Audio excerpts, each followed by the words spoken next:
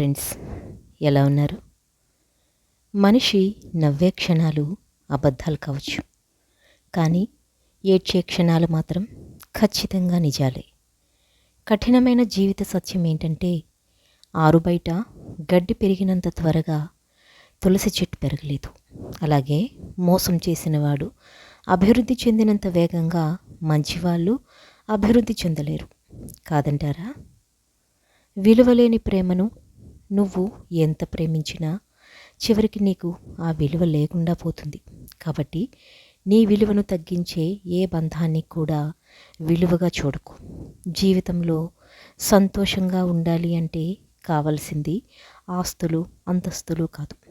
నేనున్నాను అని ధైర్యం చెప్పేవారు ఉంటే జీవితమంతా సంతోషంగా జీవించగలం. ఈ రోజుల్లో బంధం అనేది తామరాకు మీద నీటి బిందువు లాంటిది. అది ఎప్పుడు జారిపోతుందో ఎవరికీ తెలీదు. అందుకే ఎవరి మీద ఎక్కువగా ఆశలు పెంచుకోకు.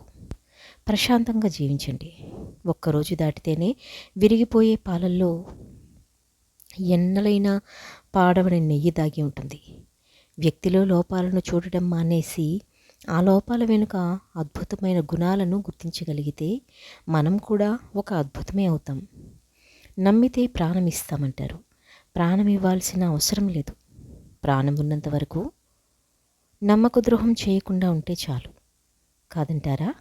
మన దగ్గర ఎంత డబ్బైనా ఉండొచ్చు, కానీ అవతలి వారిని చులకనగా చూసే జబ్బు మాత్రం ఉండకూడదు. ఆత్మాభిమానం ఉన్నవాళ్ళు తమకు అవమానం జరిగితే అప్పుడు ఏమీ చేయలేకపోయినా జీవితంలో మాత్రం ఎప్పుడూ మర్చిపోరు. ప్రతి ఒక్కరికి తమ తమ భావోద్వేగాలుంటాయి.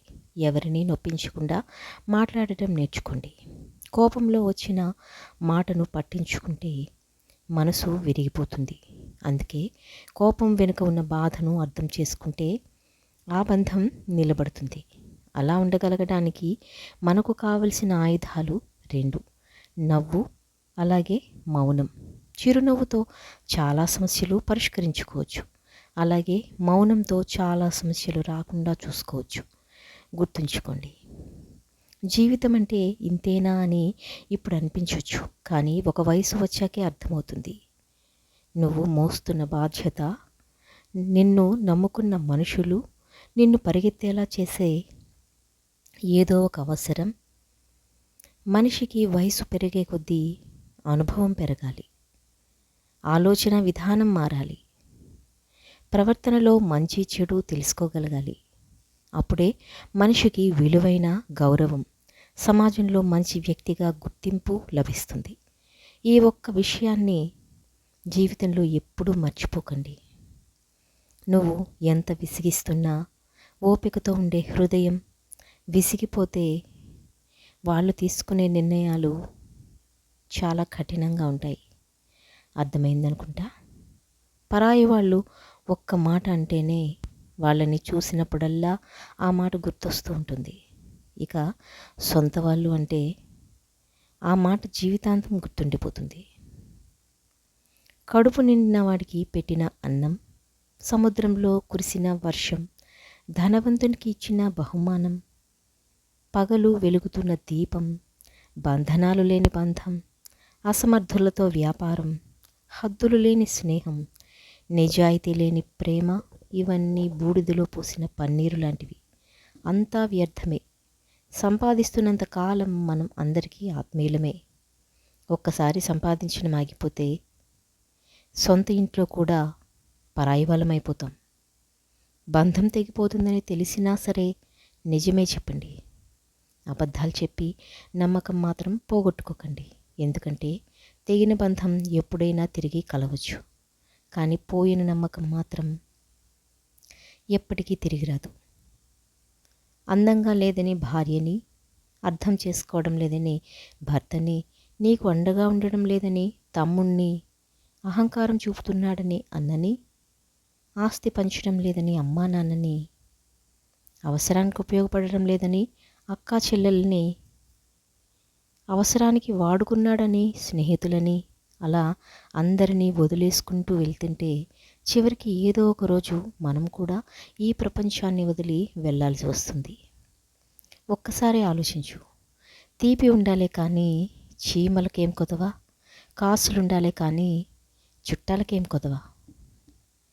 ఉప్పు తగిలితే చీమలు ఎలా అయితే చెదిరిపోతాయో, మనకు నొప్పి కలిగినప్పుడు కూడా చుట్టాలు అలానే వెళ్ళిపోతారు. మనసు ఒంటరిది. ఎన్ని బంధాలతో పెనవేసుకున్నా తనలాంటి మనసు కోసం నిరంతరం ఆధారపడుతూ ఉంటుంది. ఒక్కసారి నీ మనసుని అడిగి చూడు, నిజమో కాదో చెప్తుంది. అసూయతో బ్రతికేవారికి సరైన నిద్ర ఉండదు. అహంకారంతో బ్రతికేవారికి సరైన మిత్రులుండరు. ఇక అనుమానంతో బ్రతికేవారికి సరైన జీవితమే ఉండదు. ఇకపై అబద్ధమే చెప్పకూడదు అని నిర్ణయం తీసుకున్నప్పుడే ఎవరో ఒకరు వచ్చి బాగున్నావా అని అడుగుతారు. కూరల్లో మజ్జిగలో చేరి వాటికి రుచిని అందించే ఉప్పు నీళ్ళల్లో పాలలో చేరితే వాటి యొక్క రుచి పోతుంది. ఎంత గొప్పవారిమైనా సరే ప్రతి చోట మన అవసరం అనేది ఉండదు. మన అవసరం లేని చోట తల దూర్చకపోవడమే వివేకవంతుని లక్షణం. వాడుకోవడం తెలిసిన వారికి వదిలించుకోవడం కూడా తెలుసు. జాగ్రత్తగా ఉండండి. సంతోషం అనేది ఎన్ని వేలు ఖర్చు పెట్టి ఎన్ని ఊర్లు తిరిగినా రాదు. మన అనుకునే వారితో ఒక్క 10 నిమిషాలైనా మనసు విప్పి మాట్లాడితే నిజమైన సంతోషం దొరుకుతుంది. రక్తం చుక్కలు చిందించకుండా మనిషిని మానసికంగా హింసించి చంపే ప్రమాదకరమైన ఆయుధం మాట. దానిని మూర్ఖుడు వాడిన తరువాత ఆలోచిస్తాడు. తెలివైనవాడు ఆలోచించి మాట్లాడతాడు. జీవితంలో కొన్నిసార్లు ఒంటరిగా నడవడం కష్టంగా ఉండొచ్చు. కానీ ఆ ఒంటరితనమే డబ్బు విలువ, మనుషుల విలువ, సమయం యొక్క విలువ, అలాగే జీవితం యొక్క విలువ అన్నీ నేర్పిస్తుంది. కారణం లేని కోపం, గౌరవం లేని బంధం, బాధ్యత లేని యవ్వనం, అలంకరణతో వచ్చే అందం ఎక్కువ కాలం నిలబడవు. మనం బాగుండాలి అనుకునేవాడు కోపంగానే మాట్లాడతాడు. మనల్ని మోసం చేయాలి అనుకునేవాడు ఎప్పుడూ నవ్వుతూనే మాట్లాడతాడు. ఎంత బాగా బండిని లాగినా గుర్రానికి జాటి దెబ్బలు తప్పవు. ఎంత రుచికరమైన పండ్లు ఇచ్చినా చెట్లకి రాళ్ళు దెబ్బలు తప్పవు. అలాగే ఎంత గొప్ప వ్యక్తిగా ఎదిగినా నీకు కొందరి విమర్శలు మాత్రం తప్పవు.